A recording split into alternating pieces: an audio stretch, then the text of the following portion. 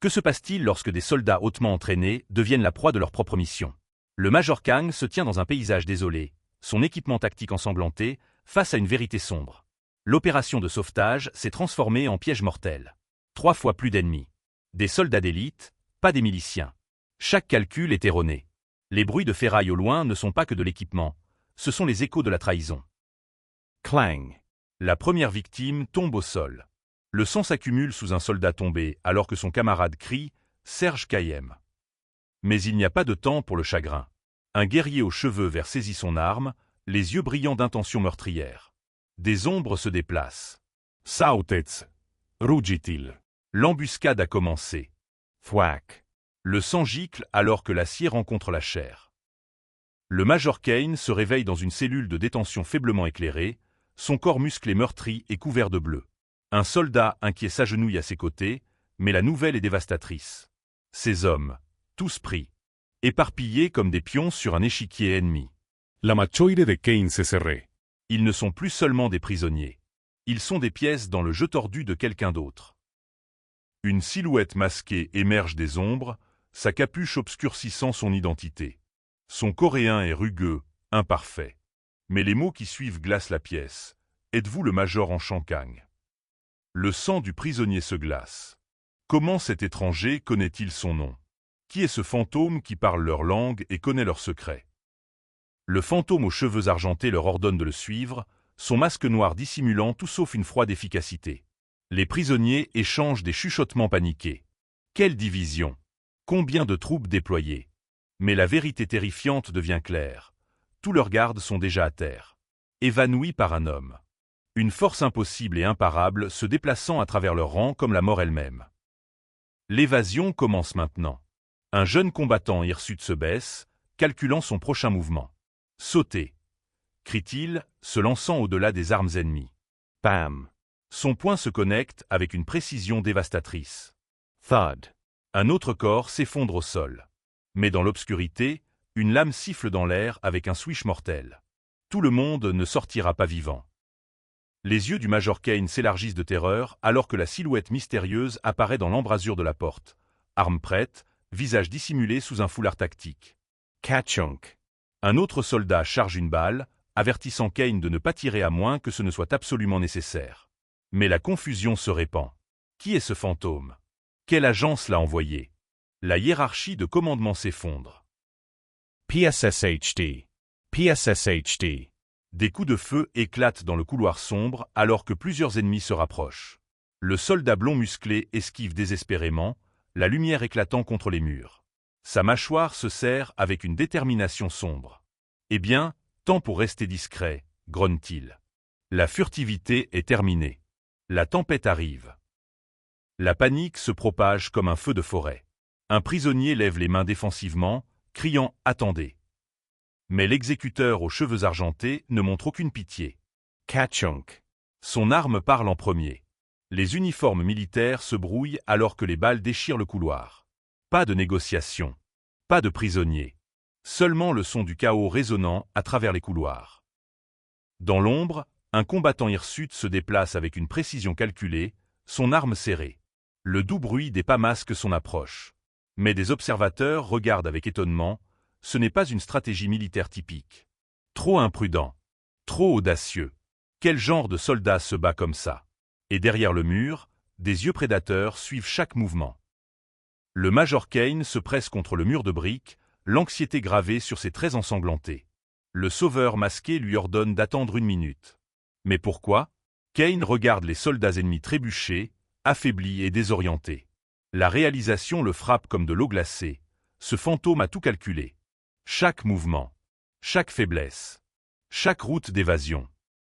Le Major Kang ensanglanté confronte directement son mystérieux sauveur. « Êtes-vous coréen ?» exige-t-il.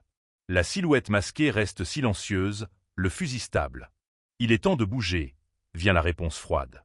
Ils se précipitent dans le sous-bois luxuriant, laissant l'horreur derrière eux.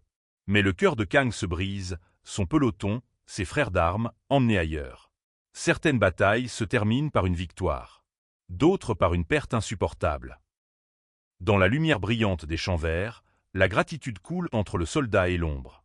Kang exprime sa gratitude, mais la silhouette masquée reste froidement professionnelle. Pas besoin. Je ne fais que remplir une mission. Un travail. Rien de plus. La chaleur de la lumière du jour ne peut pas faire fondre la glace autour du cœur de ce fantôme. Mais la paix ne dure jamais. Un grondement lointain grandit enrugissement. Quel est ce bruit? Demande quelqu'un. Les yeux du combattant hirsute s'élargissent d'alarme. Baissez-vous, crie-t-il. Au loin, une énorme explosion déchire l'installation, des ondes de choc se propageant. La mission n'est pas terminée. Elle ne fait que commencer. Preep. L'explosion résonne à travers le champ de bataille alors que le Major Kane se tient la tête dans l'angoisse. Les soldats se regroupent dans les décombres. Un homme aux cheveux rouges, 2 femmes, tous luttant pour entendre au-dessus du bourdonnement dans leurs oreilles. Est-ce un mortier? Crie quelqu'un. Mais à travers le chaos, une vérité émerge, ils sont toujours en vie. Éprouvés, mais respirants. Ta-ta-ta. Rat-a-tat. Le fantôme masqué continue sa guerre en solo, se déplaçant à travers la fumée et les balles comme une force de la nature. Kang regarde avec incrédulité, ce gamin se bat encore seul contre des odds impossibles. Mais quelque chose est différent chez ce guerrier. Quelque chose qui défie toutes les règles d'engagement. 6 mois plus tard, tout change. Une salle de classe lumineuse bourdonne d'énergie adolescente. Un élève blond se penche en arrière avec une confiance arrogante, se moquant de l'annonce du nouvel arrivant. « C'est qui cette fille » murmure-t-il. Mais lorsque le professeur présente leur nouveau camarade, l'atmosphère change. « Je suis Yi Jin-yu » dit simplement le garçon aux cheveux gris. Ils ne savent pas encore. Un fantôme vient de marcher dans leur monde. Les ragots scolaires se propagent comme un feu de forêt. Une fille aux vagues sombres bondit presque d'excitation, partageant des nouvelles sur le magnifique élève transféré qu'elle a aperçu dans le bureau. « Oh mon Dieu, les gars !»« Mon cœur bat encore !» s'exclame son ami. Pendant ce temps, une élève silencieuse se demande si ce nouvel arrivant pourrait être lié à son propre passé mystérieux. Pourrait-il vraiment être? Dans un moment de réflexion silencieuse, une fille trace des mots dans son carnet. MN frère. Il y a 10 ans, sa famille est morte dans un accident d'avion. Ou du moins, elle le pensait. Son cœur ose espérer alors que les panneaux de l'aéroport clignotent. Terminal 2, bureau de l'immigration. Un homme âgé saisit les épaules d'un jeune homme en costume noir. « C'est toi. Tu es en VIE, murmure-t-il, des larmes coulant sur son visage ridé. Les retrouvailles sont profondes. Une fille regarde avec choc alors que des liens familiaux se révèlent. « C'est mon frère ?» respire-t-elle, incapable de traiter le moment. Mais en classe, la réalité s'impose. Le professeur aux cheveux rouges gronde le garçon blond distrait. « Salope stupide, tu as une idée du nombre de fois où j'ai crié ton nom. » Les fantômes familiaux et le drame scolaire se heurtent de manière inattendue. La hiérarchie scolaire montre ses dents. Une fille blonde en vêtements de créateur ordonne à une brune nerveuse de rendre son uniforme de gym. La dynamique de pouvoir est claire, obéir ou faire face aux conséquences. Lorsque la brune ose questionner ce qu'elle va porter, la défiance rencontre une punition rapide. Smack. Le bruit résonne dans la salle de classe comme une déclaration de guerre. La salle de classe 3A2 devient une scène de théâtre social. Les filles chuchotent sur le fait de remettre quelqu'un à sa place avec une raclée publique. Mais leur attention se détourne lorsque le professeur annonce le nouvel élève. Le garçon aux cheveux gris en blazer se tient avec confiance, ayant vécu à l'étranger pendant des années. Les cœurs des filles s'emballent instantanément. Oh mon Dieu, il est chaud. La blonde harceleuse se penche en arrière, évaluant ce nouveau joueur dans son royaume. Yi Jin-yu prend son siège assigné à l'arrière, mais des chuchotements hostiles le suivent. Un élève aux cheveux bouclés dans un survêtement orange se moque, l'appelant F*** R, et remettant en question ce qui le rend si spécial. Il a juste l'air d'une petite salope pour moi, ajoute un autre. Le nouvel élève marche lentement vers son bureau, chaque pas mesuré. La tension monte à chaque seconde qui passe. La confrontation commence. Des pieds en tongs bloquent le chemin d'Yi Jin alors que son challenger sourit. Voyons comment tu passes DE celui-ci. Taquine le harceleur. Mais quelque chose ne va pas. Le timing était parfait, le positionnement calculé. Pourtant, Yi Jin s'arrête simplement. M********. J'avais tout calculé, réalise l'agresseur. Ce nouveau gamin ne joue pas selon les règles normales. Yi Jin aux cheveux argentés évalue son adversaire avec une froide précision. Le blond musclé le défie directement. Quoi, salope? T'as un problème ou quoi? Mais sous les postures adolescentes se cache quelque chose de plus profond. La voix du Major Kang résonne dans la mémoire d'Ijin, reste à l'écart des combats en Corée. « Je sais déjà ça, monsieur », avait promis Ijin. Certaines promesses sont plus difficiles à tenir que d'autres. La tension dans la salle de classe explose en chaos. Arates. Tenez-le. Des voix s'élèvent alors que l'élève aux cheveux bruns ne recule pas, ce n'est pas de ça que je parle, insiste-t-il. Le professeur intervient, demandant si quelque chose ne va pas. Ijin s'excuse rapidement. Non, madame. Dit Sol. Mais les dégâts sont faits. Des lignes ont été tracées. La guerre a été déclarée dans des chuchotements et des regards. Les moqueries du harceleur aux cheveux bouclés continuent, pauvre type. Quel loser. Mais la gentillesse perce l'hostilité alors que Yongshan propose d'aider Ijin à se préparer pour le cours. L'adieu chaleureux du professeur contraste fortement avec les sous-entendus de tension. Certains élèves tendent la main en amitié. D'autres aiguisent leurs couteaux. Bienvenue au lycée, où la survie prend de nombreuses formes. Yongshan rassure le nouvel arrivant nerveux au sujet de la tentative de trip de Jae-yong. « J'ai vu comment il a essayé de te faire tomber tout à l'heure », explique-t-il. La carte sociale se dévoile. Jae-yong Lee et son allié Yeokjin Ju sont les fauteurs de troubles de la classe à surveiller. Mais il y a du soulagement dans l'amitié de Yongshan et l'annonce simple que les maths viennent en premier. Les préoccupations adolescentes normales semblent presque paisibles. Ijin s'installe dans le rythme de la vie académique. Bien sûr, répond-il aux offres d'aide. Il a l'air sympa. Quel soulagement, pense-t-il, reconnaissant pour la gentillesse de Yongshan. Le vieux professeur de maths leur demande d'ouvrir les manuels à la page 47, écrivant des équations au tableau. Les élèves bâillent et dérivent. Pendant un moment, cela semble presque normal. Mais les instincts de combat d'Ijin ne se reposent jamais vraiment. Même dans le calme du cours de maths, il observe tout. La façon dont les élèves prennent des notes, comment ils rient sur leur téléphone, l'atmosphère décontractée de sécurité. Ses cheveux gris et son expression sérieuse le marquent comme différent. Fouip fouip. Des bruits soudains le rendent tendu. Les vieilles habitudes ont la vie dure. Très dure. La journée scolaire se termine dans la cour herbeuse, les élèves se regroupant en groupes décontractés. Mais l'esprit d'Ijin dérive vers des souvenirs plus sombres. Pluie. Ombers. Peur sur des visages aux cheveux blancs. Les effets sonores SWO et H résonnent comme des coups de feu fantomatiques. Des figures recroquevillées dans l'obscurité lui rappellent tout ce qu'il essaie de laisser derrière lui.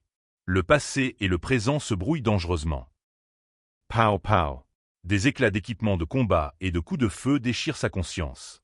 Un adolescent marqué par des cicatrices saisit une arme, son jeune visage marqué par la violence. Mais ensuite, Ijin regarde par la fenêtre la Corée paisible. Cette terre, c'est paisible ici, réalise-t-il. Des élèves marchent ensemble joyeusement vers l'école. Une chose si simple, la sécurité. Quelque chose qu'il a oublié comment prendre pour acquis. Dehors de la porte de l'école, une connexion joyeuse se forme. Ijin s'approche d'une fille aux cheveux bruns, lui demandant si elle attendait. Son 1, surpris, cède la place à un accord timide lorsqu'il suggère de rentrer ensemble. La lumière de l'après-midi réchauffe la scène alors que d'autres élèves passent. Une simple interaction humaine, quelque chose de plus précieux que toute victoire sur le champ de bataille. La marche vers la maison révèle des moments vulnérables. Elle admet que la situation semble maladroite, mais Ijin la rassure que ce n'est pas si mal. « Tu n'as pas à te sentir mal à ce sujet », lui dit-il doucement.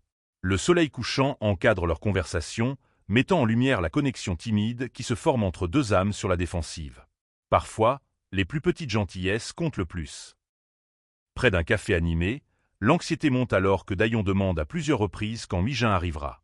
Son carré brun encadre un visage inquiet alors qu'Ijin s'irrite de la 100e répétition. Pour la 100e fois, elle est en route, grogne-t-il. Mais quand quelqu'un appelle Dayon Yu, l'atmosphère change. Reconnaissance. Connexion. Et peut-être des ennuis. Au stand de nourriture, les dynamiques sociales explosent en vue. Une fille avec un chignon sombre demande taquinement des nouvelles du petit ami de Dayon, envoyant cette dernière dans un déni troublé. Non, ce n'est pas. C'est juste mon frère. La révélation choque tout le monde. Il ne savait pas qu'elle avait un frère. Soudain, Ijin devient le centre d'attention. Et l'attention, au lycée, peut être dangereuse. L'ambiance s'assombrit instantanément. « Je te demande si tu penses sérieusement que je suis ton ami », se moque quelqu'un. Dayon semble surprise tandis que l'expression sérieuse d'Hijin se durcit. Un antagoniste musclé l'avertit de faire attention ou de se faire blesser. Une fille avec des rouleaux de cheveux se moque de la confrontation qui se prépare. Le moment paisible se brise comme du verre. À l'intérieur de l'établissement, les tensions atteignent un point de rupture. Il nous regarde encore, chuchote quelqu'un. Essaie-t-il de déclencher un combat. L'agresseur en veste blanche ne peut plus tolérer le F*** idiot. Hijin se tient les bras croisés, calculant chaque angle. Il reconnaît la posture imprudente, les points vitaux exposés. Heure amateur. Mais toujours dangereux. L'esprit tactique d'Hijin analyse la menace, exposée, désarmée, laissant des points vitaux ouverts. Il n'a même pas d'arme non plus, note-t-il. Le positionnement imprudent de l'ennemi défie la logique militaire. Pourquoi est-il si imprudent? Se demande Hijin, même alors qu'un homme musclé saisit un autre garçon par le col. Peut-être devrait-il simplement s'en aller. Mais certaines batailles vous choisissent. Des explications désespérées fusent. Moen frère a vécu à l'étranger pendant la plupart des SAVIE, plaide quelqu'un, essayant d'excuser le malentendu culturel. Mais l'antagoniste aux cheveux lissés ne se soucie pas des expériences à l'étranger. Quel est le lien avec moi? La fille avec le chignon sourit au drame tandis qu'une autre tremble de détresse. Les mots ne résoudront pas cela. La violence éclate sans avertissement. Smack. La fille à l'aide de choc alors que la confrontation devient physique. HHK. Quoi? Mon poignet. CCD a fait mal comme l'enfer. Crie quelqu'un alors que les instincts défensifs d'Hijin s'activent. Un sac tombe au sol avec un tude. La fille se tourne vers lui, appelant son nom. Le moment du choix est arrivé. Il n'y a plus de retour en arrière maintenant. Avec un calme mortel, Hijin ordonne à Dayon d'attendre. Attends ici 1 minute.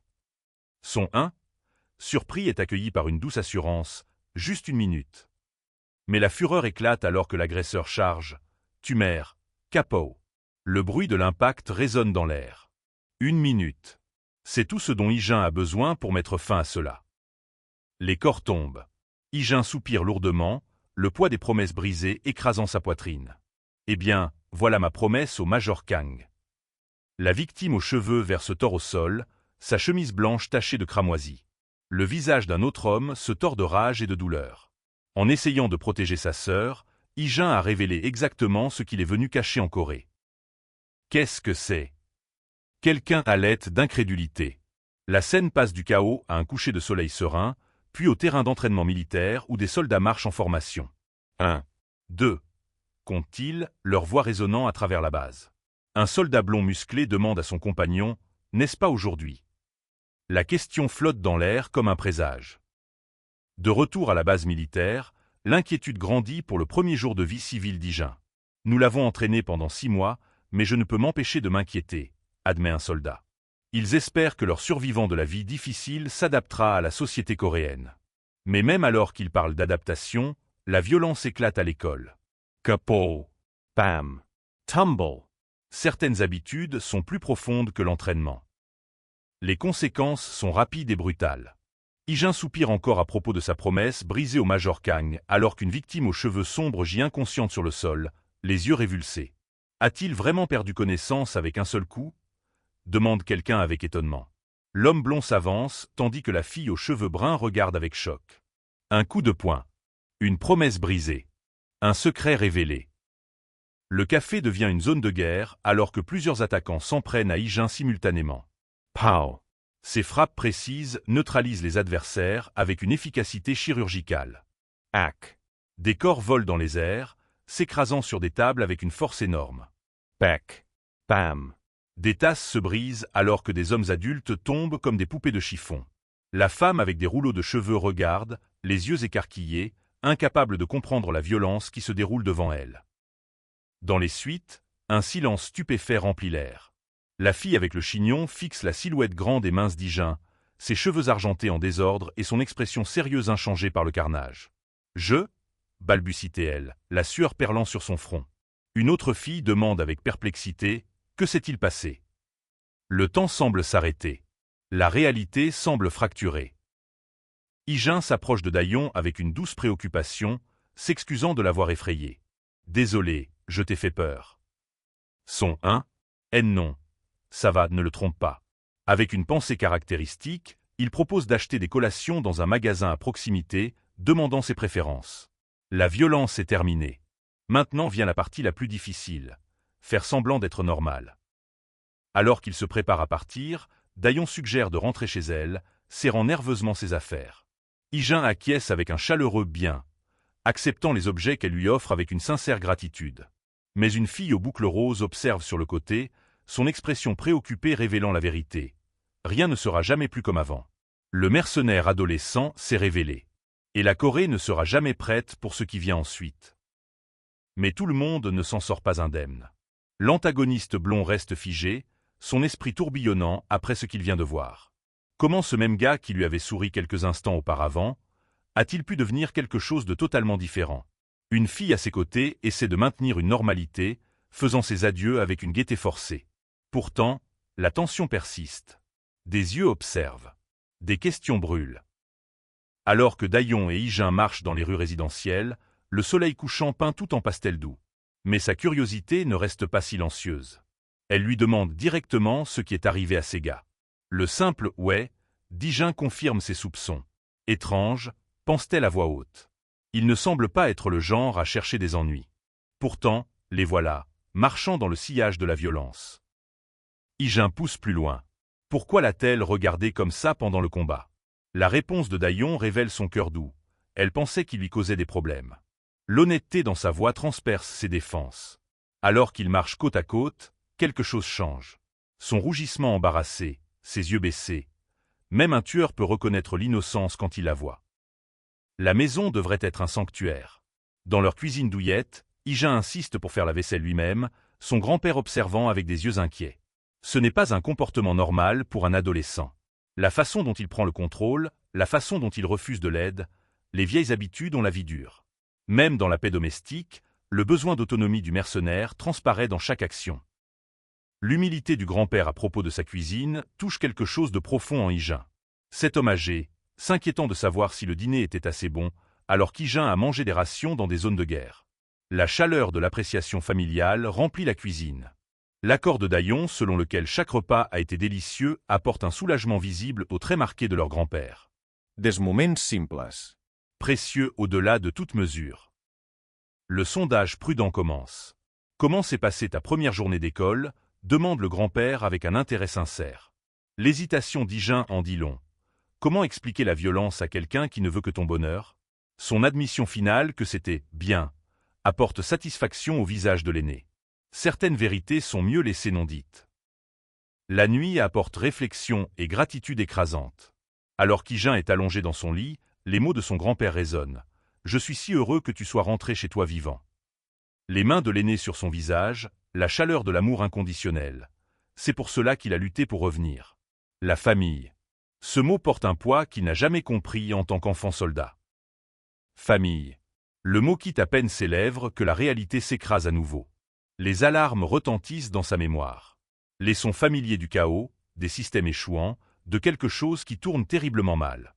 Même dans la Corée paisible, les fantômes de son passé de mercenaire refusent de rester enterrés. Certaines blessures ne guérissent jamais vraiment. Le feu des mitrailleuses éclate dans son esprit. Rat-a-ta-ta-ta. Explosions. Sang et fumée. Une silhouette familière aux cheveux roux de son passé apparaît devant lui, quelqu'un qui devrait être mort. Le cauchemar le saisit avec une intensité violente jusqu'à... Il se réveille en sursaut. Halatant. En sueur. Le passé du mercenaire refuse de rester enterré. Ça doit être un rêve, se dit-il, tenant sa tête alors que la sueur perle sur son front. Mais le tic-tac implacable du réveil semble se moquer de son déni. Dans la chambre sombre, la réalité et le cauchemar se brouillent. Le bruit de cliquetis venant de quelque part dans la maison amplifie son malaise. Certains rêves semblent trop réels pour être ignorés. La lumière du matin apporte des questions. Hijin émerge de sa chambre, décoiffé et inquiet, demandant où est leur grand-père. Dayon, joyeuse dans son tablier à motif de tomates, explique qu'il est parti travailler à l'aube. C'est son premier jour de retour après avoir pris du temps pour accueillir Hijin chez lui. Le poids du sacrifice pèse lourdement sur les épaules d'Hijin. Le devoir appelle, même pour les tueurs réformés. Hijin se prépare à partir tôt pour l'école, la routine domestique semblant surréaliste après des années de combat. Le rappel de Daillon concernant le petit déjeuner sur la table, son souci attentionné. C'est la vie qu'il vaut la peine de protéger. Alors que le bâtiment scolaire moderne se profile devant lui, deux mondes se préparent à entrer en collision à nouveau. Mais le chaos a déjà éclaté ailleurs. Les élèves discutent du nouvel élève avec une énergie nerveuse. Le frère de Daillon, réalise-t-il? Un garçon blessé gémit sur une chaise renversée, tandis que son ami appelle avec inquiétude. La question dévastatrice flotte dans l'air. Comment quelqu'un a-t-il pu les mettre KO d'un seul coup? La peur se propage comme un feu de forêt à travers l'école. Huijin fait face à un interrogatoire sur la situation de Daillon, son anxiété visible dans chaque déglutition nerveuse. La suggestion de ne pas s'en prendre à Daillon rencontre de la résistance, mais ce regard dans les yeux d'Huijin les terrifie jusqu'au fond. Les dynamiques de pouvoir de l'école changent comme du sable. Quand un mercenaire entre dans votre monde, les anciennes règles ne s'appliquent plus. La violence engendre la violence. Une gifle sèche résonne dans le couloir alors que la fille aux cheveux bruns crie de douleur. L'antagoniste blond affirme sa domination, exigeant que la victime la suive. La confusion et la peur dansent dans les yeux de la cible alors qu'elle demande où ils vont. Le commentaire sarcastique du bully aux cheveux gris sur le fait d'avoir un frère fait mal. La protection est devenue une épée à double tranchant. L'ultimatum est clair. Suivre tranquillement ou faire face aux conséquences ici et maintenant. Un coup de pied vicieux envoie la fille aux cheveux roses tumbling en arrière avec un cri surpris. Le réprimande de la blonde est brutal. Ne lui avait-elle pas dit de garder la tête basse? La station de recyclage devient une scène de cruauté alors que le pouvoir fait étalage de sa force. Le mépris coule de chaque mot. La blonde se moque de Daillon en disant que son frère pense qu'il est dur, téléphone à la main comme une arme. L'expression inquiète de son compagnon aux cheveux noirs s'approfondit alors que de terribles implications se déroulent. Qui Huijin a-t-il embêté hier? La réponse glace. Ce sont les amis de son frère. La toile de la rétribution se resserre autour de tous. Le désespoir de Huijin explose alors qu'elle exige de connaître leurs intentions envers son frère. La réponse de la blonde est une attaque verbale vicieuse qui ne laisse aucune place à l'incompréhension. Alors que la confrontation s'intensifie sur un fond rouge dramatique, une vérité devient claire. Huijin est en danger à cause d'elle.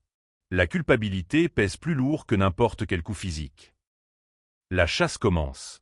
Une fille blonde ressent une sensation au minou tandis qu'une autre tape frénétiquement sur son ordinateur.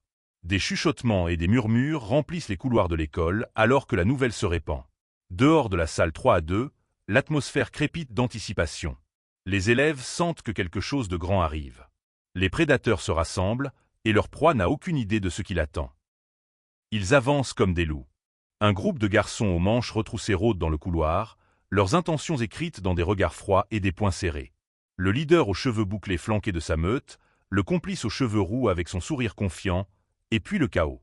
Daillon fait irruption dans la salle de classe, haletante et paniquée, appelant Huijin. La collision des mondes a commencé. Les instincts protecteurs d'Huijin s'enflamment face à la détresse de sa sœur. Mais l'éclat de Daillon révèle une profonde frustration. Sa sœur ne fait que se plaindre et râler, ne comprenant jamais ses luttes. La question sarcastique de l'antagoniste aux cheveux roux sur l'inquiétude fraternelle touche une corde sensible. Quand la famille devient à la fois un bouclier et un fardeau, chaque relation devient compliquée. Certaines protections ont un prix. Le doute s'infiltre comme un poison. La remarque cinglante de la blonde sur le fait de se faire battre flotte dans l'air, tandis que Huijin traite les implications dévastatrices. Sa réalisation aux yeux écarquillés en dit long. Elle commence à comprendre l'ampleur réelle de ce qui arrive. Le couloir ombragé et l'éclairage Stark reflètent sa peur grandissante. La salle 3A2 attend comme une chambre de jugement. Inconscients de la tempête qui se prépare dehors, les élèves s'engagent dans le chaos typique de la classe. Les avions en papier deviennent des armes dans une guerre simulée, alors que les garçons se vantent de tirs à la tête et de AK-47. L'élève nerveux en sueur dans son blazer, le gamer confiant demandant des gommes. La vie normale d'adolescent continue tandis que le danger s'approche de plus en plus. L'innocence n'a aucune idée de ce qui arrive. Les jeux deviennent plus intenses. Des pistolets jouets volent dans les airs avec des bruits de houche, frappant des cibles avec des bruits satisfaisants. Les garçons célèbrent leur victoire virtuelle avec un enthousiasme grossier, comparant des pistolets à des fusils d'assaut. L'atmosphère compétitive monte alors que les armes de fortune deviennent des outils de domination. Même dans le jeu, la hiérarchie de la violence s'affirme. Puis vient le carabine M4, manié par le roux souriant avec un enthousiasme dangereux. Le whoosh de son mouvement fend l'air avant de se connecter avec un bruit dévastateur. La confusion se répand alors que les élèves réalisent que ce n'est plus juste un jeu. Les expressions surprises et les regards inquiets révèlent un changement. Quand le jeu devient-il quelque chose de plus sombre? La frustration atteint son point de rupture. Le sourire malveillant de la fille aux cheveux roux révèle ses véritables sentiments alors que ce bâtard commence à lui taper sur les nerfs. La suggestion de la blonde de « parler sensément » avec lui après l'école porte des sous-entendus ominous. Alors que des questions préoccupées flottent à travers la salle de classe lumineuse, les plans se solidifient. Parfois, parler nécessite plus que des mots. Une amitié innocente fleurit au milieu de la tempête qui se prépare. Le camarade de classe d'Ijeun demande des plans après l'école, mais le devoir familial appelle d'abord. Il doit rentrer chez lui avec sa sœur, explique-t-il. La révélation que Dayon Yu est sa sœur apporte une reconnaissance excitée. Dans une école de cette taille, tout le monde connaît tout le monde, et tout le monde connaît les affaires de chacun. La reconnaissance apporte une terrible compréhension. La mention de Dayon Yu comme élève de première année déclenche l'alarme dans les yeux de son camarade. La vérité éclate. Elle ne passe pas le meilleur moment à l'école ces jours-ci. La gravité de la situation s'installe comme une pierre dans la poitrine d'Ijeun.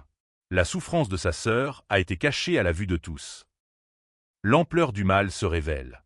Jisoo Kim, l'un des pires voyous de l'école, a fait de la vie de Dayon un enfer. La cruauté insensée frappe fort. Elle est harcelée simplement parce que quelqu'un d'autre aimait un garçon qu'il aimait aussi. Violence arbitraire. Souffrance sans signification. La machine de la cruauté adolescente avance sans logique ni pitié. Dans la salle à manger chaleureuse, le grand-père rayonne de fierté en louant les performances académiques de Dayon. Ses réponses enthousiastes masquent des luttes plus profondes alors qu'elle insiste sur le fait que tout va bien. L'atmosphère familiale aimante contraste fortement avec l'enfer qu'elle endure chaque jour. Parfois, les personnes qui nous aiment le plus sont celles dont nous pouvons le moins nous permettre de nous inquiéter.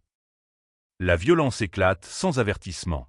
Le bruit fort d'une chaise renversée brise le calme de la classe alors qu'Ijeun regarde avec surprise gravée sur son visage.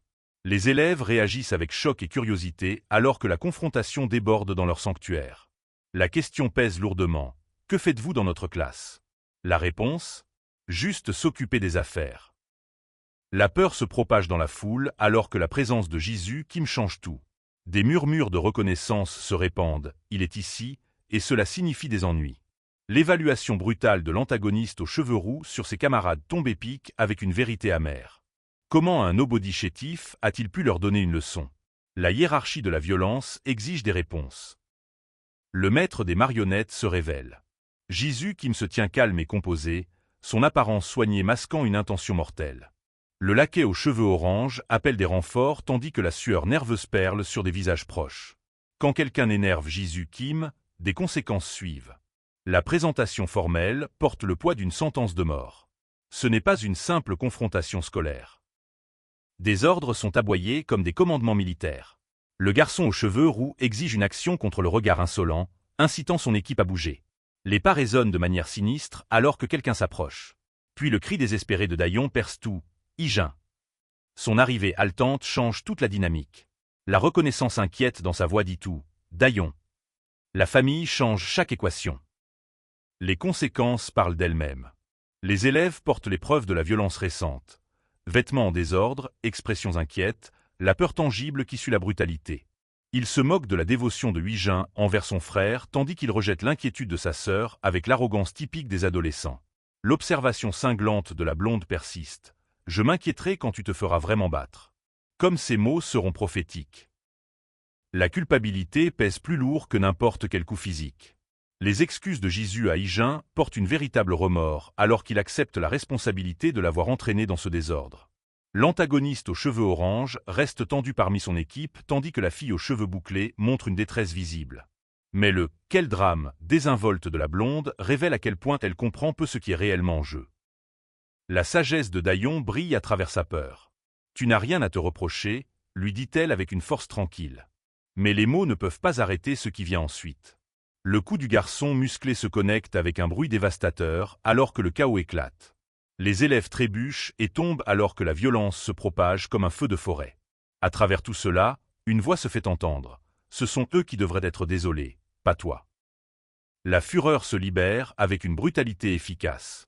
L'attaquant aux cheveux vert se précipite en avant avec une intention létale, son coup capot se connectant avec une force dévastatrice. La malédiction grossière de la victime se dissout en halètements asphyxiés alors que l'impact le rend impuissant. Quelque chose tombe avec un bruit creux alors que des accès de tout secouent son corps. Dans des couloirs ombragés, la justice revêt de nombreux visages. La violence s'intensifie au-delà de toute raison. Bâtard! Quelqu'un crie alors que les corps s'entrechoquent avec une force dévastatrice. Whoosh devient kabam alors que les coups atterrissent avec un impact écrasant. Le bruit des corps tombant résonne dans le couloir, tandis que des voix choquées demandent des explications. Que diable vient-il de se passer? La question reste sans réponse alors que le chaos règne en maître. Dans les conséquences, un silence stupéfait règne. Les élèves regardent le corps sur le sol, tandis que des voix confuses demandent des réponses. Que vient-il de se passer? Le choc de la blonde reflète l'incrédulité de tout le monde alors que l'ampleur de la destruction devient claire. Des conversations chuchotées se répandent dans la foule comme un feu de forêt. Quand la violence éclate dans des espaces sacrés, rien ne semble plus sûr. La vérité coupe plus profondément que n'importe quelle lame. La reconnaissance calme d'Higeun que sa sœur a souffert à cause d'eux porte une menace silencieuse. Le garçon aux cheveux orange tressaille à l'implication, tandis que la tension monte à des niveaux insupportables. Donc tu n'es pas juste un faible, l'observation flotte dans l'air. La salle de classe devient un champ de bataille où deux mondes s'entrechoquent. Le silence devient une arme à part entière. Higeun observe le chaos avec un calme mécanique, tandis que des demandes agressives de réponse remplissent l'air. L'attaquant aux cheveux roux se lance en avant, certain de la victoire. Mais son triomphant « je l'ai eu » devient une réalisation choquée alors que son coup est bloqué sans effort. Il ne verra pas le prochain venir. La confiance excessive engendre sa propre destruction. La justice rapide frappe sans pitié. Le mouvement de Swash devient le bruit du touac de la connexion alors que des réflexes entraînés démolissent l'agression amateur. Chaque coup atterrit avec une précision chirurgicale. Un coup de pied dans le ventre, un coup dévastateur, le lourd bruit des corps touchant le sol. Quand un mercenaire agit enfin, la violence est à la fois belle et terrible à voir. Le sang marque le prix de l'arrogance. Le garçon aux cheveux orange est assis en se tenant la tête, le cramoisi teintant ses doigts alors que la réalité s'effondre. Sa malédiction choquée s'échappe à peine de ses lèvres ensanglantées avant que le coup final ne tombe. Kapow! Le son des comptes réglés. Dans la lumière rouge tamisée, l'expression d'Higeun reste totalement sereine. Voilà ce qui arrive quand on menace la famille. L'impossible devient réalité. Jisoo Kim, le bully le plus craint de l'école, gît inconscient sur le sol du couloir. Les élèves à l'aide d'incrédulité alors que l'ampleur de ce qui vient de se passer s'installe. Putain, est-ce réel? Il vient de mettre KO Jisoo Kim. La hiérarchie de la violence a été brisée par un élève transféré silencieux qui se déplace comme la mort elle-même. La peur se propage comme un feu de forêt à travers la foule observatrice. Qu'est-ce que c'est que ça? Se demande-t-il alors qu'Higeun reste impassible face au chaos qui l'entoure. La fille blonde serre la main de son amie, la terreur évidente sur leur visage. Va-t-il aussi me frapper? La question révèle la nouvelle réalité. Quand un prédateur entre dans la chaîne alimentaire, tout le monde devient proie. Le cri désespéré de Dayon perce la tension alors qu'elle supplie Higeun de s'arrêter. Mais son observation calme l'oblige à faire face à une vérité inconfortable. Ils l'ont harcelé tout ce temps. Sa surprise aux yeux écarquillés révèle la douloureuse réalité qu'elle a essayé de cacher. Comment pouvait-il savoir ce qu'elle a enduré? Certains secrets sont écrits dans la souffrance. La tempête se déchaîne enfin alors que Dayon essaie de minimiser sa douleur. « Attends » supplie-t-elle, insistant sur le fait qu'elle va bien maintenant, vraiment. Mais le « arrête juste », s'il te plaît, frustré de son frère, révèle à quel point sa souffrance l'a aussi affecté. D'accord, allons-y. Ces simples mots marquent la fin des faux-semblants. Parfois, protéger signifie reconnaître la douleur que vous avez essayé de cacher. Alors qu'Higeun escorte sa sœur vers sa salle de classe, l'école bourdonnante avec l'après-coup choqué. Les élèves peinent à traiter ce qu'ils ont été témoins. Comment une seule personne a-t-elle pu abattre tout un groupe? Le nouveau est plutôt hardcore, chuchote-t-il avec un mélange de peur et d'admiration. En quelques minutes, tout a changé. Le mercenaire adolescent s'est annoncé. Dans le couloir bordé de corps inconscients, une vérité amère émerge. La malédiction frustrée de la blonde à l'égard de ces « putains d'idiots » résonne alors que Dayon s'excuse encore une fois. Pourquoi? Demande Higeun, mais elle sait, pour l'avoir entraîné dans ce désordre. La bagarre d'hier, la violence d'aujourd'hui, tout à cause d'elle. Mais certaines batailles nous choisissent, que nous le voulions ou non.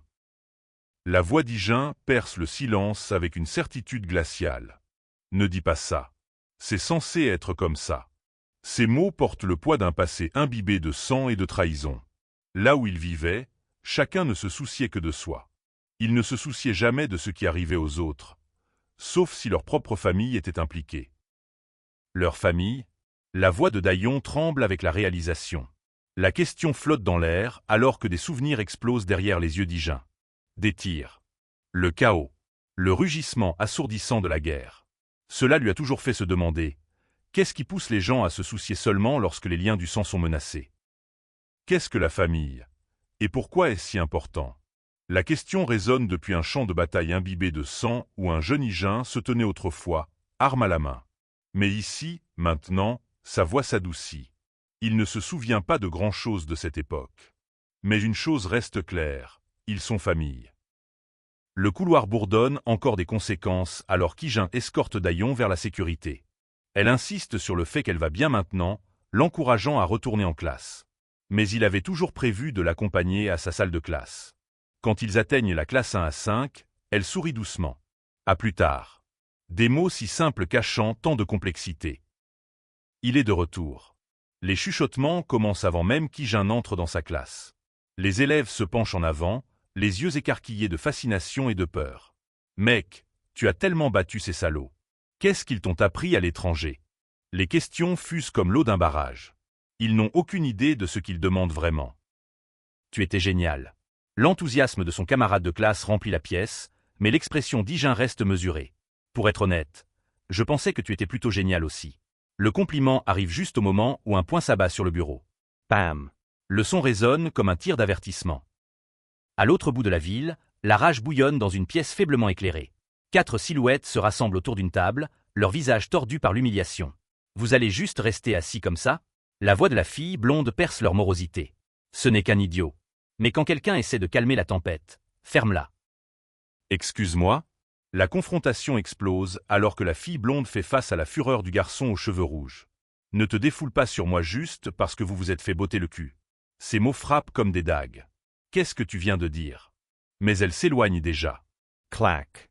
La porte parle de sa réponse finale. Putain de perdants. Sa colère résonne dans le couloir alors qu'elle passe devant d'autres élèves. Ce sont eux qui n'ont même pas pu gérer un gars. L'ironie brûle. Pendant ce temps, Higeun marche calmement avec son camarade, inconscient de la tempête qui se prépare. Puis, clac. Le bruit fait sursauter tout le monde. Eh bien, n'es-tu pas chanceuse, Daillon? La voix de la fille blonde dégouline de fausse douceur alors qu'elle coince sa cible. Maintenant, tu peux venir à l'école sans te soucier du monde. Tu peux juste courir vers ton grand frère. Ai-je tort? Le visage meurtri de Daillon dit tout ce que son silence ne peut pas. Et maintenant, je dois juste la laisser faire ce qu'elle veut? La fureur de la fille blonde atteint son paroxysme, sa blouse ne pouvant cacher la rage en dessous. D'autres élèves regardent nerveusement alors que sa voix monte. Comme si je le ferais. La déclaration résonne comme un cri de guerre. Ce sont eux qui devraient être désolés, pas toi. La voix d'Higeun porte une conviction silencieuse alors qu'il marche dans la cour de l'école. Nous sommes une famille. Les mots frappent Daillon comme la lumière du soleil perçant à travers des nuages orageux. Alors, cela veut dire que je peux venir à? L'espoir scintille dans ses yeux pour la première fois. Qu'est-ce qui t'a pris si longtemps? L'accusation de la fille aux cheveux rouges résonne alors qu'elle confronte un autre élève. Je suis debout à cause de toi. N'ose pas me répondre. Mais ailleurs, une question plus sombre hante les pensées de Daillon. Cela veut dire qu'ils ne vont plus me faire de mal? La réponse semble impossiblement lointaine. Désolé. Je ne t'ai pas entendu. La nervosité de Daillon se voit alors qu'Higeun attend patiemment près de l'entrée de l'école. Tu m'attendais encore? Son sourire est une réponse suffisante. Il ne connaît pas encore le chemin de la maison. Ils discutent des courses pour grand-père, mais des regards jaloux brûlent dans l'ombre. On va voir combien de temps ce sourire va durer. Le sourire de la fille blonde promet des ennuis alors qu'elle observe depuis le magasin. Pendant ce temps, Daillon contemple ses choix, inconsciente de la menace. D'autres élèves chuchotent avec émerveillement. De quelle école vient-il? Juste, waouh! La réputation d'Higeun le précède partout. Je savais qu'il était plutôt populaire à l'école, mais il semble qu'il se distingue aussi à l'extérieur. La curiosité de Daillon l'amène à une question personnelle. Higeun, as-tu déjà eu une petite amie chez toi? Sa confusion sur le terme révèle à quel point son passé était vraiment isolé. Pas une amie qui est une fille. Quelqu'un avec qui tu sortais. J'étais occupé. La réponse simple d'Hijein porte le poids de la survie elle-même. Quand il retourne la question « As-tu un petit ami ?» La réaction surprise de Dayon est presque comique. Hein? Oh non. L'innocence des préoccupations adolescentes semble surréaliste après tout ce qu'ils ont tous deux enduré. J'étais occupé aussi. Dayon sourit en lui tendant une boîte noire élégante de Samsung Galaxy. Tiens, Hijein. Sa surprise est sincère. Un cadeau de grand-père, qui voulait s'assurer que le garçon qui n'avait rien puisse enfin se connecter au monde. Tous les enfants en ont un comme ça de nos jours. Le dernier modèle. Dayon explique qu'elle a déjà enregistré leur numéro dans son téléphone. L'émerveillement d'Hijein se voit. Il aide généralement grand-père avec la technologie parce que le vieil homme oublie. Eh bien, le vendeur m'a aidé. Pourquoi ne leur as-tu pas demandé de t'aider aussi? La douce taquinerie révèle leur lien grandissant. J'ai entendu dire que déballer de nouvelles choses compte beaucoup pour les jeunes de nos jours. La prévenance de grand-père les touche tous les deux. J'espère que ça va, que j'ai ouvert la boîte pour enregistrer nos numéros. Bien sûr que ça l'est. Le téléphone représente plus que de la technologie. C'est un sentiment d'appartenance, de connexion, de famille. Le mien est encore bon, insiste Dayon lorsque grand-père lui en propose un aussi. Merci. Je l'aime vraiment. La gratitude silencieuse d'Hijein remplit la pièce alors que grand-père rayonne de satisfaction. Plus tard, seul dans sa chambre, le téléphone repose sur son bureau. Au lit, il fixe l'appareil, se pond vers une vie normale.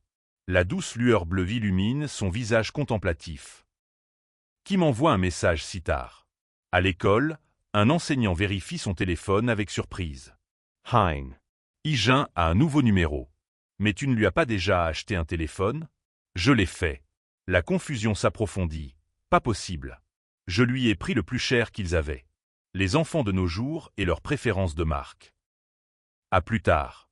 Dayon se précipite hors de la porte, son sac à dos rebondissant alors qu'elle court vers l'école. Tu pars aussitôt encore? Hijein l'appelle, une serviette drapée sur sa tête après sa routine matinale. Ouais, et je suis en retard. Laisse la vaisselle dans l'évier. Leur échange domestique semble merveilleusement normal. CLAC. Bam. On dirait que je vais arriver juste à temps. Dayon vérifie son téléphone. 7h25, alors qu'elle se dépêche dans la rue. Préparer de la soupe pour grand-père a pris plus de temps que prévu, mais voir son visage reconnaissant a rendu chaque minute de ce matin précoce valable. Tu n'avais pas besoin de perdre du sommeil juste pour me préparer le petit déjeuner. Je suis juste contente d'avoir pu faire quelque chose de bien. Le matin se brise. Kya. Le cri de Dayon perce l'air alors qu'elle entre en collision avec 3 silhouettes encapuchonnées dans l'allée. Fais attention où tu vas, salope. Tu as failli me casser la cheville. Ae. Elle se tient la cheville, la douleur irradie à travers son corps. Eh bien, tu ne vas pas t'excuser? Je suis désolé. Ne me fais pas ce coup, salope. La voix de la silhouette masquée dégouline de malveillance. Excuse-toi comme si tu le pensais vraiment. La peur saisit la gorge de Dayon. Et, pourquoi ne pas décompresser au karaoké? Super idée. J'ai vraiment besoin de me détendre. Puis elle reconnaît la voix. Hui Jin. Le nom brûle dans son esprit. Mec, ma voix était si mauvaise aujourd'hui. Par rapport à n'importe quel autre jour? Le lieu de karaoké bourdonne de bavardages normaux d'adolescents. Reviens. Mais sous la surface, l'obscurité s'infiltre. Je ne sais pas pourquoi ils criaient pendant toute leur chanson. Les enfants de nos jours. Puis le silence. Un corps s'effondre au sol. Inconscient. Vulnerable. Ha. Ça va? Un étranger inquiet trouve Dayon accroupi sur le sol du magasin de proximité, sa chemise blanche tachée par des preuves de violence. Oui. Mais le mensonge est écrit sur son corps meurtri. Non, tu n'as pas l'air bien du tout. Attends, je vais appeler une ambulance. Je vais bien. Les mots résonnent creux. Quelqu'un a-t-il vu Dayon? La question flotte dans l'air de la classe comme un glas de mort. Elle n'est pas là aujourd'hui. C'est étrange. Elle ne manquerait pas l'école sans appeler. Pendant ce temps, les coupables sont assis dans leur propre classe, l'anxiété rongeant leur conscience. Tu penses qu'on va s'en sortir? Pourquoi ne le ferions-nous pas? Click. Le stylo de la fille blonde cliquette avec un rythme prédateur alors que la cloche de l'école sonne. Ding ding. Les élèves affluent, leur bavardage remplissant l'air. Mais une personne se déplace avec détermination. La chasse recommence. Son pas confiant suggère que ce n'est pas encore fini. Est-ce qu'elle est déjà rentrée chez elle? Hijin se tient dehors, l'inquiétude creusant ses traits alors qu'il atteint son téléphone. Dayan. Le nom brille sur l'écran. Viber. Viber. Mais dans une pièce assombrie, l'appel reste sans réponse. Une silhouette gît immobile sous des couvertures, le vrombissement insistant du téléphone échouant a percé le silence. Elle est à la maison. L'observation simple porte du poids, alors qu'Hijin remarque les baskets de Dayon près de la porte. Quelque chose ne va pas. Le silence semble trop lourd, trop délibéré. Il s'approche de la porte avec précaution. Toc toc. Le son résonne comme une question qu'il a peur de poser. Dayan. Sa voix traverse la porte, douce mais insistante. « Oh, tu es à la maison, Hijin ?» Sa réponse vient étouffer de l'intérieur. « Ouais, j'ai essayé de t'appeler, mais tu n'as pas répondu. » Désolé. Je dormais. L'excuse semble répétée. Trop pratique. Quelque chose ne va pas. Non, je ne peux pas. Je suis au lit parce que je ne me sens pas bien. Es tu malade? À quel point est-ce grave? C'est juste une légère fièvre. Je vais aller mieux une fois que j'aurai un peu de sommeil. Hijin propose d'aller chercher des médicaments, ses instincts protecteurs s'éveillant. Mais ensuite, arrête. Le mot tranche à travers son attention bienveillante comme une lame. Ses yeux tombent sur les chaussures près de sa porte. Une paire propre et blanche. L'autre. Son sang se glace. Des taches sombres. Incontestables. Du sang. Sur ses baskets. La trousse de premier secours à proximité raconte une histoire qu'elle essaie désespérément de cacher. Puis de l'intérieur, aïe. Le son perce à travers ses mensonges. Est-ce vraiment grave? Eh non, ça pique juste un peu. Dayon est assise sur son lit, bandée et meurtrie, essayant encore de minimiser les dégâts. Tu devrais faire plus attention. Elle rit faiblement, prétendant qu'elle est tombée dans les escaliers en évitant un vélo. Le mensonge a un goût amer. Mais les yeux entraînés d'Hijin voient tout ce qu'elle cache. J'ai besoin d'aller à l'hôpital. Mais au lieu de soins médicaux, Dayon se retrouve dans une salle d'interrogatoire. Pourquoi suis-je en difficulté? Parce que tu as fait ça. Non, je ne l'ai pas fait. Les accusations de la fille blonde volent comme des flèches. Tu as couvert ton visage avec un chapeau et un masque, mais je sais que c'était toi. Tu supposes juste que c'était moi, même si tu n'as pas vu le visage réel de la personne. La femme en costume à carreaux riposte avec précision légale. Juste parce que toi et moi n'avons pas exactement été amis? Dayon, as-tu vu le visage de la personne qui t'a agressé? Leur visage était couvert. Quel est le sens de tout cela? Il ne fait aucun doute que c'était Hijin. Mais pourquoi personne ne veut me croire? Le désespoir s'infiltre dans la voix de Dayon alors que les adultes rejettent ses affirmations. Excuse-toi immédiatement auprès de ma fille. Qui t'a appris à faire de telles vilaines manigances? Regarde donc ses mauvaises manières. La vérité se noie dans la certitude des adultes. C'est la même situation encore, puisque je n'ai aucune preuve. La voix de Dayon se brise sous le poids de l'injustice. De retour chez lui, Hijin prend doucement sa main. Ça va? Ouais, je vais bien. Mais ils savent tous les deux que les contusions racontent une histoire différente. Elles feront mal pendant quelques jours, note-t-il avec une évaluation professionnelle. Mon Dieu, tu es vraiment doué pour ça. Ce n'est pas trop serré? C'est parfait. La formation médicale d'Hijin se révèle alors qu'il s'occupe de ses blessures. J'espère juste que grand-père ne sera pas trop en colère. Il a un cuore fragile. La préoccupation pour les autres même dans sa propre douleur révèle la nature désintéressée de Dayon. Merci. J'ai bien fait de ne pas lui dire. La femme de tout à l'heure est assise, vaincue, des contusions marquant sa propre rencontre avec les conséquences. Hijin se tient à proximité, son expression dure comme le granit. Il n'y a tout simplement rien que quelques adolescents comme nous puissions faire à ce sujet. Mais ses yeux suggèrent le contraire. Boum! Le son résonne à travers le Club Wolf alors que la tension atteint son point de rupture. Toute l'école parle d'hier. Comment il a réussi à nous battre tous? Notre seul problème était que nous avons sous-estimé ce salaud. Nous pourrions le prendre si nous planifions à l'avance. Alors, quel est ton plan maintenant, Jésus? Ways, mec. Nous ne pouvons pas juste le laisser s'en tirer comme ça. Les cheveux roses attrapent les lumières néons du club alors que le groupe se nourrit de la colère des autres. Il n'aura aucune chance contre nous tous. D'accord, merde. Aller 1 contre 1 n'est pas notre style. Au diable ça. La décision est prise. La guerre approche. Quoi? L'incrédulité du garçon aux cheveux rouges crépite à travers le téléphone. Jisu, toi et tes idiots êtes toujours assis au club? Dis-moi ce que tu veux ou je raccroche. Tu me dois, enormemente. De quoi parles-tu? Les pièces d'une conspiration plus vaste commencent à se mettre en place. Tu as bien fait. L'approbation du leader aux cheveux roses porte une promesse sombre. Nous avions prévu de rendre visite à ce salaud de toute façon. Hein. Qu'est-ce que, qui se croit-il, a marché sur notre territoire? La conversation prend un tournant inattendu. Quelqu'un a fait le premier pas. De quoi parles-tu? Mais avant que des explications ne puissent venir, le club explose. Eh bien, merde. Tu sais, je mourrais d'envie d'un match retour avec A. Le son de l'impact coupe les mots. Bam. La violence explose alors que quelqu'un est entré directement dans la tanière du lion. Bam. Les poings volent alors que le chaos éclate dans le club d'illuminés au néon. La voix du leader aux cheveux roses rugit au-dessus du tumulte. Merde, attrape le juste. Les corps se dispersent comme des feuilles dans un ouragan. Mais ce n'est pas de la violence aléatoire. C'est calculé. Précis. Professionnel.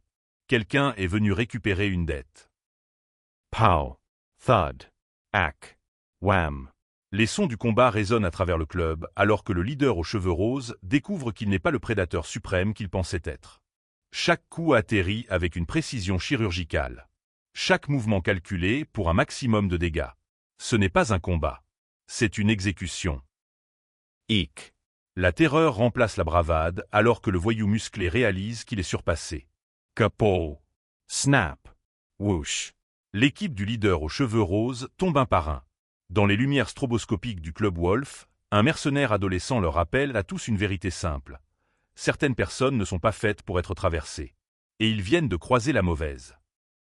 Mais le leader aux cheveux roses n'a pas encore fini. La douleur traverse son visage alors que l'exécuteur musclé lui serre le poignet comme un étau. Un grognement de douleur échappe à ses lèvres. Puis, la riposte. Rapide. Brutal. Sa main libre fuse en avant, atterrissant avec un BAM écrasant qui fait trébucher son agresseur. Thwack. Un autre joueur entre dans le jeu. Un homme en veste bleue délivre un coup dévastateur qui laisse sa cible ensanglantée et brisée. Le garçon aux cheveux argentés titube en arrière, surpris par la violence soudaine. Le leader aux cheveux roses regarde, incrédule, son téléphone vibrant de messages urgents de son équipe. D'où diable vient-il? Le voyou aux cheveux rouges avec le tatouage en forme de larme-grogne de frustration. S'attaquer à lui n'a rien changé. Ce gamin les a tous surpassés. Jisu qui me reste calme et posé, ses cheveux argentés captant les lumières du club. Il se souvient de son avertissement sur le fait de laisser sa sœur seule. Mais maintenant, la vérité devient claire. Ce n'était pas de la violence aléatoire. La voix du leader aux cheveux roses craque de rage et de confusion. Comment quelqu'un pouvait-il vaincre quelqu'un comme ça? Qu'est-ce que sa sœur a fait pour mériter ça? Le verre se brise derrière lui alors qu'il lance des accusations comme des armes. Mais Jisu reste impassible, prétendant ignorer. La tension atteint un point de rupture alors que des mains désespérées cherchent des réponses. Pow. Le poing du combattant aux cheveux roses se connecte avec une force dévastatrice. Son adversaire titube, le sang coulant de l'impact. Mais la douleur ne fait qu'alimenter plus de rage. Le visage du combattant se tord de fureur alors qu'il crie un juron qui résonne à travers le chaos. Kapow. Un autre échange brutal ébranle les fondations du club Wolf lui-même. Le combattant aux cheveux rouges halète, le sang tachant sa chemise bleue. Sa poitrine se soulève d'épuisement tandis que son adversaire reste intact, même pas essoufflé. L'accusation le frappe profondément. Devait-il vraiment harceler une fille si sans défense? La rage l'engloutit complètement. Un objet tranchant se brise avec un crack mortel alors qu'il rugit sa dernière menace. Smack. La confrontation atteint son climax violent. Le garçon aux cheveux gris cendrés regarde alors que le combattant aux cheveux rouges s'écrase contre une surface par désespoir. Puis, une prise d'étranglement. L'emprise contraignante se resserre autour de la gorge du combattant, forçant un cri de douleur. Boum! Un mouvement final et décisif promet de mettre fin à cette danse brutale une fois pour toutes. Le sang s'écoule de la bouche du combattant aux cheveux roses alors qu'il se tient la gorge, étouffant des halètements désespérés. Son adversaire applique une pression implacable, serrant les dents dans une détermination frustrée. La question flotte dans l'air comme de la fumée. Que devrais-je faire de toi? L'arrière-plan rouge explosif reflète la violence qui les consume tous les deux. C'est ton dernier avertissement. La voix du garçon aux cheveux roses porte le poids d'une certitude absolue.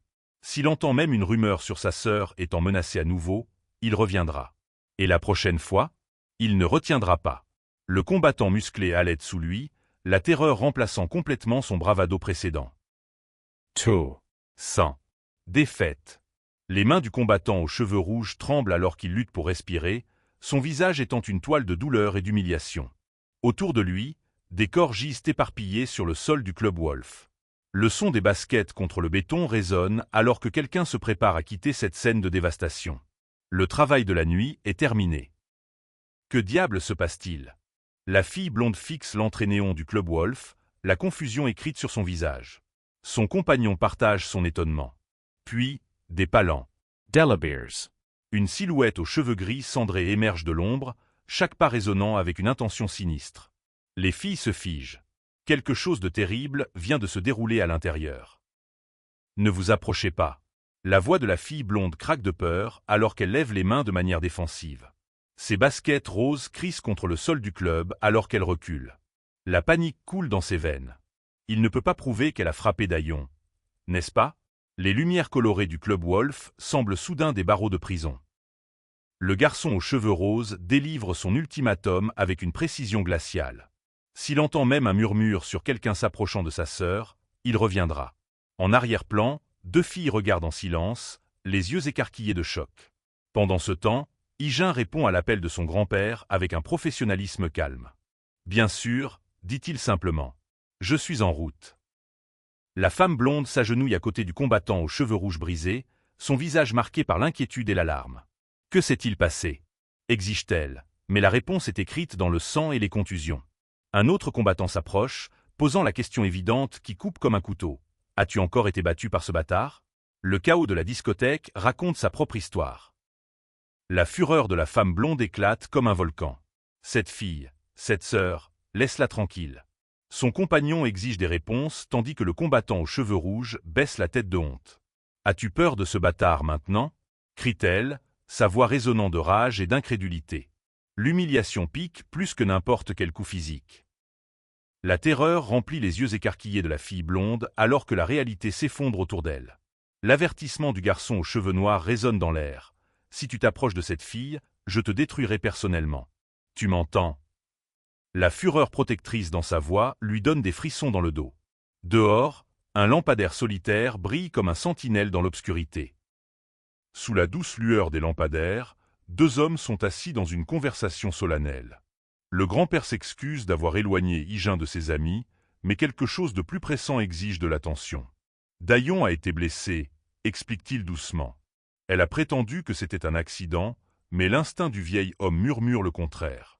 L'air nocturne porte des peurs inexprimées. Le visage marqué du grand-père reflète des années de sacrifices silencieux et d'amour. En repensant à toutes ces années, il admet « Elle m'a donné tellement plus que je ne lui ai jamais donné ». Son cœur se brise en voyant Dayon blessé et cachant la vérité. Hijin écoute avec la patience de quelqu'un qui comprend la perte. Certains fardeaux deviennent plus lourds avec l'âge. Mais aussi, continue le grand-père, combien elle t'aime aussi. Ces mots portent le poids des liens familiaux forgés dans l'adversité. Hijin promet de ne pas s'inquiéter, il gardera un œil sur Dayon à l'école. Les lumières de la ville scintillent à travers l'eau comme des diamants éparpillés, mais même la beauté ne peut cacher l'obscurité qui menace leur monde paisible. Je suis si heureux que tu sois là. Le moment de paix se brise alors que la scène se déplace vers une chambre d'hôpital. Le garçon aux cheveux orange est allongé brisé dans son lit d'hôpital, le collier cervical tranchant contre sa peau meurtrie. La fureur protectrice de sa mère remplit la pièce alors qu'elle défend son fils contre les accusations. Ce n'est pas la faute de Jésus. Trouvez le brute qui a fait ça. Regardez ce qu'il a fait au bras de Hijin. La blessure de la femme blonde sert de preuve de la violence qui a éclaté. Son écharpe raconte une histoire d'os brisés et de rêves brisés. L'homme en costume bouillonne de rage à peine contenue, planifiant une revanche contre le garçon responsable. Quand je mettrai la main sur ce gamin. Alors que devais-je faire? La frustration de la femme blonde déborde. Comment pouvait-elle cacher son bras cassé pendant que son allié est à l'hôpital? Le combattant aux cheveux rouges confirme l'évident. Bien sûr qu'il a fait ça à son bras. Sa promesse résonne avec une détermination froide. Elle s'assurera qu'ils comprennent leur erreur une bonne fois pour toutes. Dans les couloirs lumineux de l'école, des voix d'adultes complotent à voix basse. L'école ne rendra pas justice, juste une suspension ou une expulsion au mieux. Mais la patience est à bout. C'est samedi, et attendre des solutions bureaucratiques ressemble à une reddition. La mention de Monsieur Chat envoie des frissons à travers la conversation. Il s'occupe de travaux sales depuis des années. Clic. L'appareil s'active alors que des ombres émergent des véhicules. C'est juste embarrassant, se plaint une silhouette, de s'impliquer dans le drame d'un adolescent. Son compagnon lui demande de se taire. Le patron peut tout entendre. Un homme marqué par des cicatrices exprime l'absurdité. Il lui demande de s'occuper d'un gamin qui a battu leurs enfants. Ma fille a un poignet fracturé et est à l'hôpital.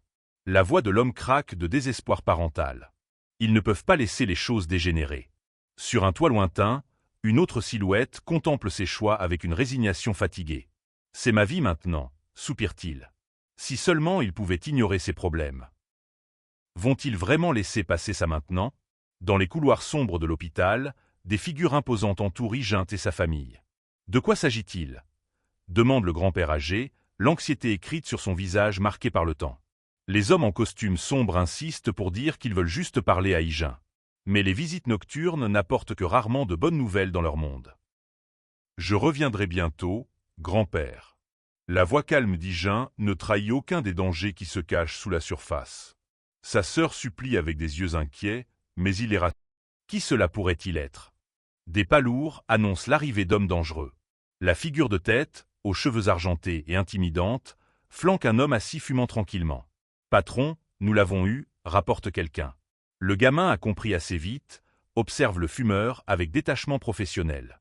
Alors faisons ça rapidement pour le bien de tous. Clic. Oui, monsieur. L'exécuteur chauve se prépare à maîtriser Higgins, tandis que son partenaire brandit une batte épaisse avec une menace maîtrisée. Nous serons gentils et rapides, promet-il avec une fausse gentillesse, puisque tu ne nous as pas embêtés. Mais ça va faire mal. Une silhouette ombreuse vérifie son téléphone, planifiant déjà d'envoyer un message sur l'achèvement de leur tâche sinistre. Alors, c'est à propos de Jisoo Kim. Les pièces s'assemblent dans l'esprit analytique d'Higgins. L'homme à la mâchoire prononcée réalise qu'il n'aurait pas dû révéler des détails devant le garçon. Mais quelque chose d'autre attire leur attention. Higgins n'a pas l'air du tout effrayé. Pas d'émotion sur son visage. Ce regard froid, calculateur. Bam. L'exécuteur musclé tire le bras d'Higgins, s'attendant à une soumission. Au lieu de cela, il reçoit une riposte rapide qui le fait reculer. Espèce de petit déchet. La rage emplit l'air alors que des armes apparaissent. Mais l'expression d'Higgins reste inchangée, concentrée, déterminée, indifférente à leurs menaces. Je vais te donner une leçon, grogne-t-il, ne sachant pas qu'ils affrontent vraiment. Il charge vers une batte qui swing. L'incrédulité de l'exécuteur résonne dans la ruelle alors qu'Higgins défie chaque instinct de préservation. Prise. Ses mains trouvent leur cible. Pow. L'impact fait gicler le sang alors qu'ils retournent leurs armes contre eux. Ce n'est pas l'adolescent terrifié qu'ils s'attendaient à intimider. Clinch. L'exécuteur chauve parvient à saisir Higgins dans une prise de retenue, pensant avoir pris l'avantage. Mais même retenu, Higgins lance un coup calculé. L'observateur sévère rit avec un respect réticent. Ce gamin sait ce qu'il fait. Il a de l'expérience dans un combat réel. Un vrai combat. Pas des bagarres de cours d'école. Jésus. Je n'aurais jamais pensé que je combattrais un adolescent à mon âge. L'exécuteur, marqué par des cicatrices, reconnaît ce qui devient évident. Ce n'était pas juste un gamin moyen du lycée. Higgins avance avec confiance, analysant les faiblesses de son adversaire avec la précision d'un combattant chevronné. Cet homme a aussi plein de points faibles. Bam. L'exécuteur musclé prépare son coup, la confiance écrite sur ses traits moqueurs. Mais les mouvements d'Higgins coulent comme de l'eau, swish, swish, swish, alors qu'il esquive et contre avec une précision chirurgicale. Jab. Son expression concentrée ne vacille jamais. Voilà à quoi ressemble un véritable entraînement au combat. Je ne pensais pas que tu bloquerais celui-là. La surprise de l'exécuteur trapu est palpable alors que son coup supposément décisif est neutralisé sans effort. Higgins a-t-il vraiment prédit le mouvement? Le jeu tactique s'intensifie alors que les deux combattants se réévaluent. Qui es-tu vraiment? La question flotte dans l'air comme la fumée d'un pistolet tiré. Juste un étudiant de lycée. Mais l'observateur voit à travers le faux-semblant. Higgins charge vers son adversaire, sachant qu'il va encaisser des dégâts, cela demande de l'expérience et du courage. L'exécuteur musclé sourit avec un intérêt renouvelé. Prêt pour le prochain round, hein? Alors voyons de quoi tu es vraiment fait. Thwack. Le coup d'Ygin se connecte avec une précision dévastatrice. L'exécuteur plus âgé grimace alors que le poing du jeune homme trouve sa cible. Saisir. La contre-attaque arrive rapidement, mais BAM. Un autre impact secoue la ruelle. L'arrière-plan chaotique éclate en rouge alors que la réalisation de l'homme plus âgé se fait jour. Non, il ne peut pas être. Pow. L'exécuteur musclé délivre son coup calculé, utilisant les attaques d'Ygin pour établir ses propres combinaisons dévastatrices. Il utilise mes attaques contre moi. Ygin réalise le changement tactique. L'exécuteur sourit avec confiance. Tu penses que tes petits tours fonctionneront sur moi? Thwack. Un autre impact qui fait vibrer les os résonne à travers la confrontation. Pow. Kabam! L'échange atteint son crescendo alors que le contre-coup d'Ygin trouve sa cible. L'attitude arrogante de l'exécuteur s'effondre avec sa confiance. Du sang coule de sa bouche alors qu'il réalise que la situation a complètement changé. GNNNN. Le gémissement douloureux échappe à ses lèvres alors que la réalité de sa situation s'installe. Je me suis fait battre par un adolescent. L'aveu du combattant vaincu résonne dans la nuit. Ygin se tient au-dessus de lui, indifférent à la victoire. C'est comme s'il n'était même pas ébranlé par le combat. Ses yeux, froids, calculateurs, professionnels. Je ne sais pas d'où vient ce gamin, mais ses bras ont eu affaire à la mauvaise personne. Pourquoi n'avons-nous pas encore eu de nouvelles de Monsieur Chat? Dans le bureau de l'entreprise, la tension monte alors que la communication se dégrade. La femme exige des réponses tandis que son compagnon rappelle à la patience. Il appellera quand il aura terminé. Mettez-le sur haut-parleur, exige la blonde.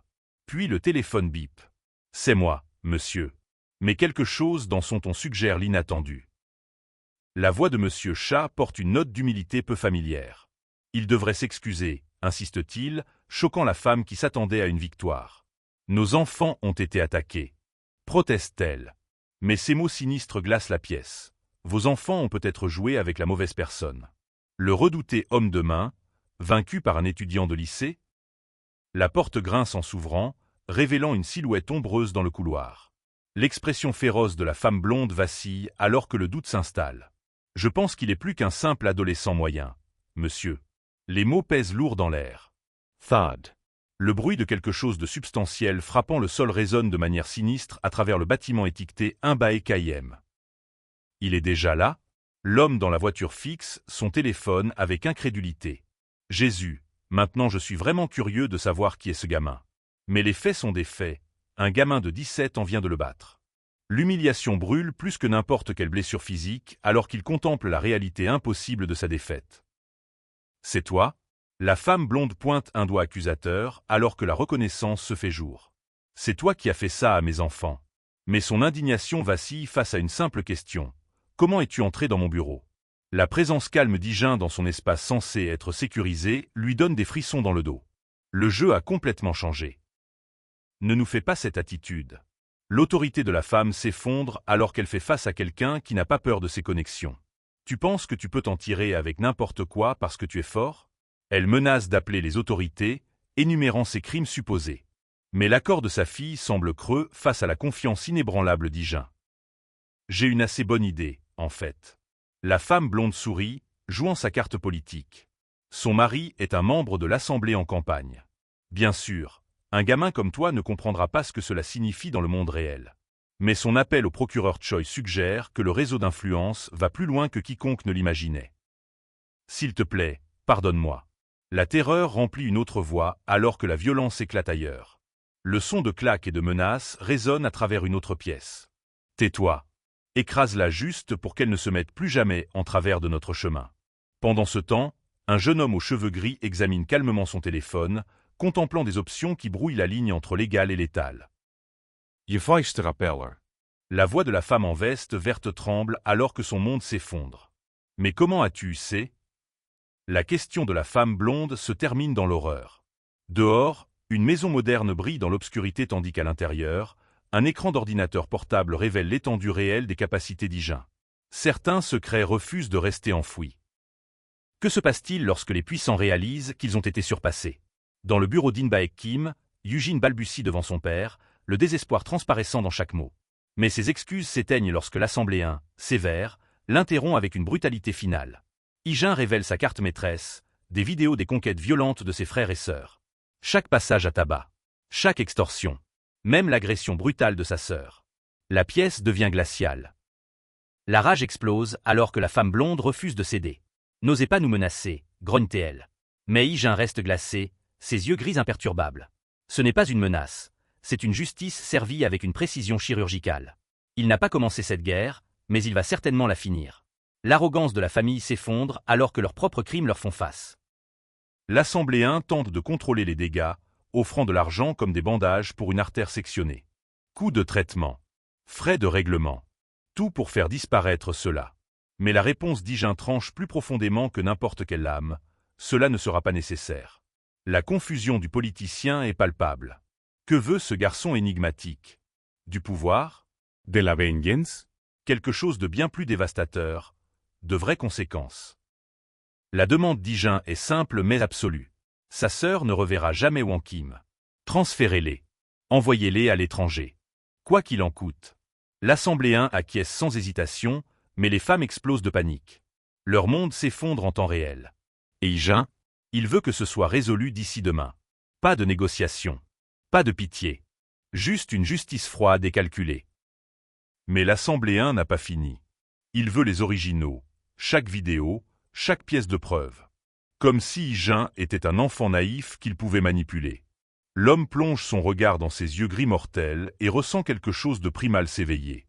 Comment un garçon à peine plus âgé que son propre fils peut-il posséder une telle maîtrise terrifiante? Tu dois penser que je suis un idiot, répond Yi-Jin doucement. Erreur fatale. Mon erreur, murmure Yi-Jin en se retournant pour partir. Un tube tonitruant résonne dans le bureau. Que vient-il de se passer? Dans la rue faiblement éclairée à l'extérieur, un autre bruit, clank, perce la nuit.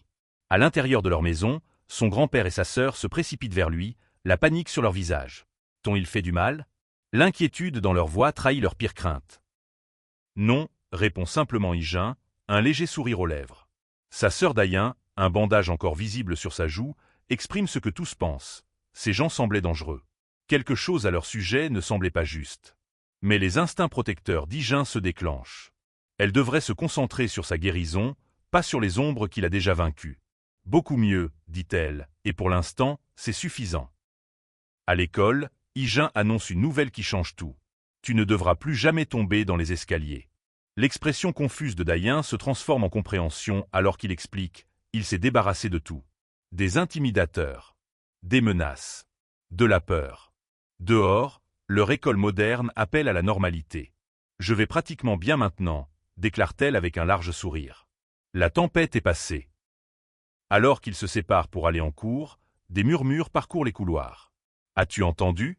Eugene ne reviendra pas. La nouvelle se propage comme une traînée de poudre parmi les élèves qui osent enfin parler librement. Le soulagement se mêle à la curiosité. Les choses redeviendront-elles normales? L'atmosphère passe de la peur oppressante à un espoir timide. Parfois, les monstres disparaissent simplement. La révélation frappe comme la foudre, Eugene part à l'étranger. Ne t'inquiète pas, rassure Dayan sa amie, mais à l'intérieur, elle traite une vérité plus profonde. Tu ne devras plus jamais tomber dans les escaliers. Je me suis débarrassé de tout. Ces mots résonnent dans son esprit alors que la compréhension se fait jour. Il savait pour moi, son frère savait depuis le début. Et il a agi. Dans la lumière chaude du couloir, les mots lui échappent complètement. Que dois-je dire? Son cœur bat la chamade alors qu'Yi-Jin s'approche, calme et posé comme toujours. À plus tard, dit-il simplement. Mais alors que des larmes lui montent aux yeux, elle comprend le poids de tout ce qu'il a fait. À plus tard, murmure-t-elle en retour. Certains protecteurs agissent dans l'ombre. Certains frères mènent des guerres silencieuses. Et parfois, c'est suffisant.